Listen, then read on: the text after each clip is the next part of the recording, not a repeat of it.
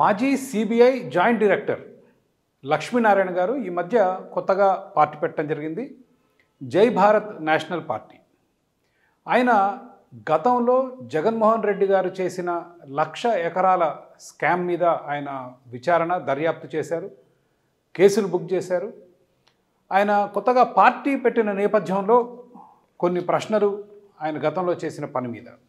మనందరికీ తెలిసిందే, జగన్మోహన్ రెడ్డి గారు తన తండ్రి వైఎస్ రాజశేఖర్ రెడ్డి ముఖ్యమంత్రిగా ఉన్నప్పుడు ఆయన పదవిని అడ్డుపెట్టుకొని ప్రజాధనం, వాస్తవానికి ప్రజల భూమి 1,00,000 ఎకరాలు, 1,00,000 ఎకరాల నా వ్యక్తిగత అభిప్రాయం కాదు, controller and auditor general of India Andhra Pradesh రాష్ట్రంలో, గతంలో సమైక్య ఆంధ్రప్రదేశ్ రాష్ట్రంలో వైఎస్ రాజశేఖర రెడ్డి గారు ముఖ్యమంత్రిగా ఉన్నప్పుడు ఆయన కొడుకు జగన్మోహన్ రెడ్డి దాదాపు 1,00,000 ఎకరాలు రకరకాల కంపెనీలకి ఇచ్చి క్విడ్ ప్రోకోలో లాభం పొందాడు అనేది సిబిఐ మోపిన అభియోగం. దాని మీద కేసు పెట్టడం జరిగింది, ఆధారాలతో సహా ఇప్పుడు కోర్టులలో ఉంది. జగన్మోహన్ రెడ్డి గారు జైలుకు కూడా వెళ్ళి రావడం జరిగింది ఆ కేసు నేపథ్యంలో. అయితే ఈరోజు ఎందుకు మళ్ళీ ఆ విషయం మాట్లాడుతున్నామంటే, జేడి లక్ష్మీనారాయణ గారు పార్టీ పెట్టి ఒక నిజాయితీపరుడైన వ్యక్తిగా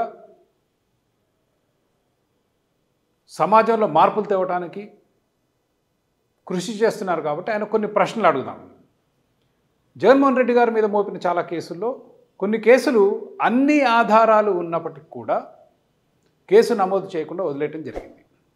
అందులో ఒకటి యాగా అసోసియేట్స్. ఈ యాగా అనే కంపెనీ జగన్మోహన్ రెడ్డి గారి బినామీ కంపెనీ. ఏ విధంగా ఒక స్కామ్, ఒక ఉదాహరణ మనందరం చూస్తే జగన్మోహన్ రెడ్డి గారు చేసిన పెద్ద స్కామ్ కనిపిస్తుంది. దీంట్లో జేడి లక్ష్మీనారాయణ గారి పాత్ర గురించి కూడా కొన్ని ప్రశ్నలు ఉన్నాయి. Will go through it. First, 1961లో ఇండియన్ డెటోనేటర్స్ లిమిటెడ్ అనే సంస్థ హైదరాబాద్లోని కూకట్పల్లి ప్రాంతంలో ఒక పేలుడు పదార్థాల వ్యాపారం ఫ్యాక్టరీ పెడతామని చెప్పి ప్రభుత్వాన్ని అడిగితే ప్రభుత్వం 860 ఎకరాల భూమి సేకరించి ఈ ఐడియల్ కంపెనీకి ఇచ్చింది. ఈ ఐడియల్ కంపెనీ 1961 తర్వాత పేర్లు మారటం, యాజమాన్యాలు మారి చివరికి గల్ఫ్ ఆయిల్ కార్పొరేషన్ లిమిటెడ్ అయింది. ఈ gulf oil corporation limited is owned, ఈ gulf oil corporation limited Hinduja group company వాళ్ళ ఆధ్వర్యంలో ఉన్న కంపెనీలో, హిందూజా వాళ్ళకు ఉన్న కంపెనీలో ఈ గల్ఫ్ ఆయిల్ కార్పొరేషన్ ఇంకొక కంపెనీ. ఇది మీరు గుర్తుపెట్టుకోండి. We will come back to it. ఈ హిందూజా అనేది ఎందుకు ముఖ్యం అనేది. ఫాస్ట్ ఫార్వర్డ్ చేస్తే వైఎస్ రాజశేఖర రెడ్డి గారు ముఖ్యమంత్రి అయ్యారు. మొదటి టర్మ్ మే 2000 నుంచి మే 2009 వరకు. మే 2009 నుంచి సెప్టెంబర్ 2009లో ఆయన హెలికాప్టర్ ప్రమాదంలో చనిపోవడం జరిగింది. అది అందరికీ తెలిసిన విషయమే. అయితే మే 2009 ఎన్నికలకు ముందు గల్ఫ్ ఆయిల్ కార్పొరేషన్ అప్పటికే చాలా కాలంగా ఉత్తరాలు రాస్తుంది. ఏమని?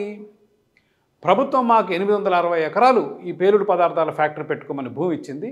దాంట్లో ఒక 100 ఎకరాలు చాలా రద్దీ ఉన్న కమర్షియల్ కూకట్పల్లి ఏరియాలో మాకు ఒక 100 ఎకరాలు ఐటీ పార్కు, బయోటెక్ పార్కులు పెట్టుకోవడానికి అనుమతించండి అని ఉత్తరాలు ఎప్పుడు రాసింది? మార్చి 2007లో రాసింది ఆయన ముఖ్యమంత్రిగా ఉన్నప్పుడు.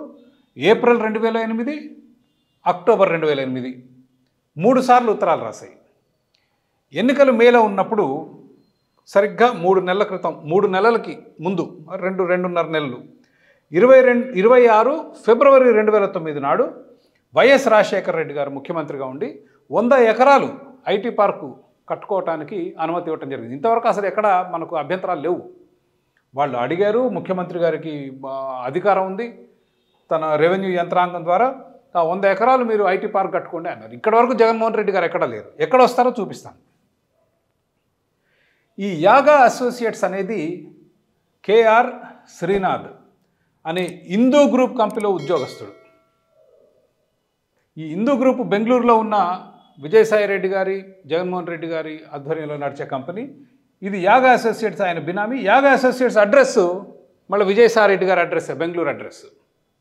ఇవన్నీ మీ ఆధారాలు.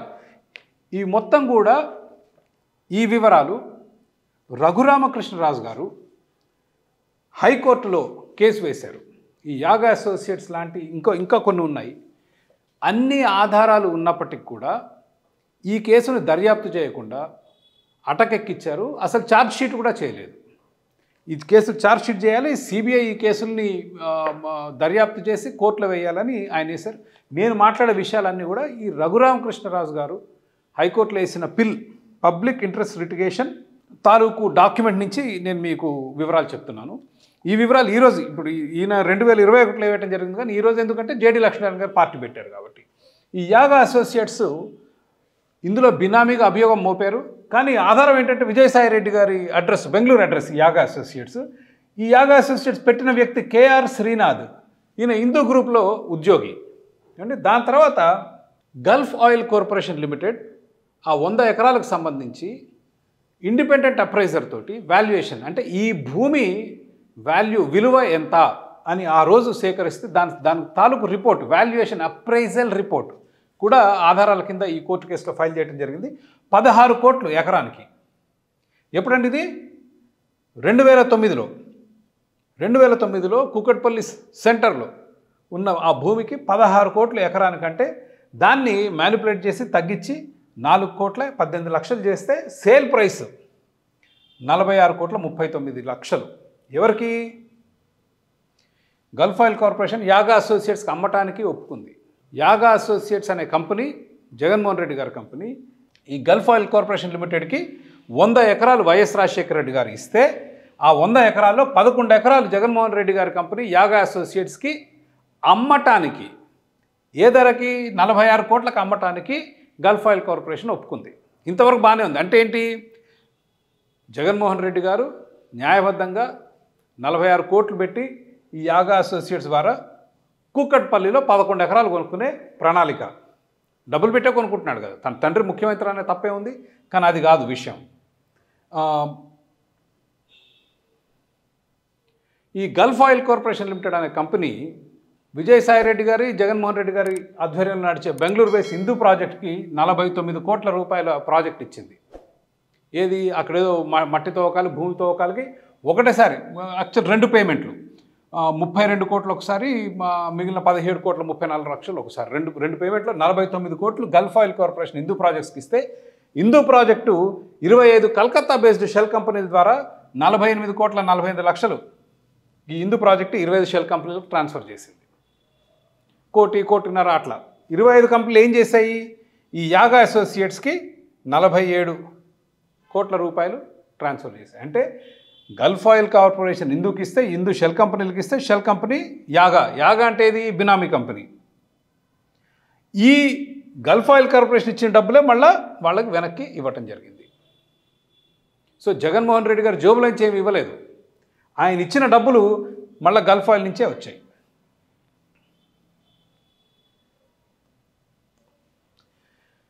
సో బ్రీఫ్లా మీరు కనుక దీన్ని గమనిస్తే 49 కోట్ల రూపాయల 34 లక్షలు హిందూకి వెళ్తే, గల్ఫ్ నుంచి హిందూకి, హిందూ నుంచి కలకత్తా కంపెనీలకి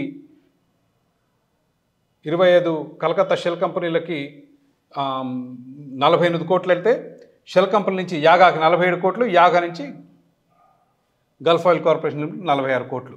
అంటే జగన్మోహన్ రెడ్డి గారు నయా పైసా పెట్టుబడి పెట్టకుండా దాదాపు ఈరోజు కూకట్పల్లిలో ఆ 11 ఎకరాల ధర దాదాపు 1000 కోట్ల రూపాయలు ఉంటుంది. ఇట్లాంటి ఒక స్కామ్ కాదు, ఎన్నో స్కామ్లు చేశారు. అందులో కొన్ని సిబిఐ దర్యాప్తు చేసి ఆధారాలతో సహా సిబిఐ కోర్టులో పెట్టింది. కానీ దీని విషయం మనకు ఎక్కడ జరగలేదు. ఆ నేపథ్యంలో జేడీ లక్ష్మీనారాయణ గారికి ఉన్న ప్రశ్న ఏంటంటే, ఈ కేసు మీరు ఎందుకు కట్టలేదు? కట్టకపోవడానికి కారణాలు ఏంటి? మీరు అవినీతి మీద పోరాటం చేసేవాళ్ళు ఇన్ని పక్కా ఆధారాలు ఉన్నప్పటికీ ఈ కేసు ఛార్జ్షీట్ ఎందుకు చేయలేదు? 1. 2, అసలు ముఖ్యమైన నేరం చేసిన వాళ్ళు దీంట్లో జగన్మోహన్ రెడ్డి గారి కన్నా జగన్మోహన్ తండ్రి వైఎస్ రాజశేఖర రెడ్డి గారు. మీరు కట్టిన ఏ కేసులో కూడా ఆయన పేరు కనిపించదు. ఎందుకని? ఆయనకు మినహాయింపు ఎందుకు ఇచ్చారు? జగన్మోహన్ రెడ్డి గారికి ఈ కేసు నుంచి మినహాయింపు ఎందుకు ఇచ్చారు? ఇవ్వటానికి కారణం నేను అనుకునేది, నా అనుమానం, హిందూజాస్ అనేది కాంగ్రెస్కి సానుభూతికి పరంగా పనిచేసే కంపెనీ కాబట్టి వాళ్ళకు మినహాయింపించారా? ఈ మినహాయింపుల కారణాలేంటి?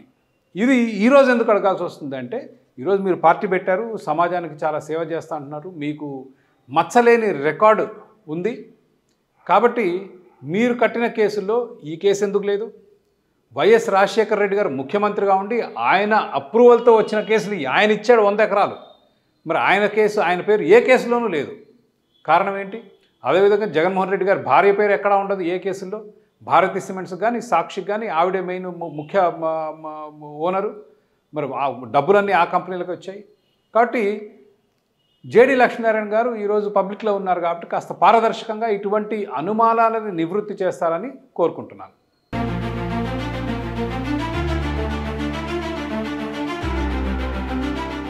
Like, share and subscribe to Rajaniti channel.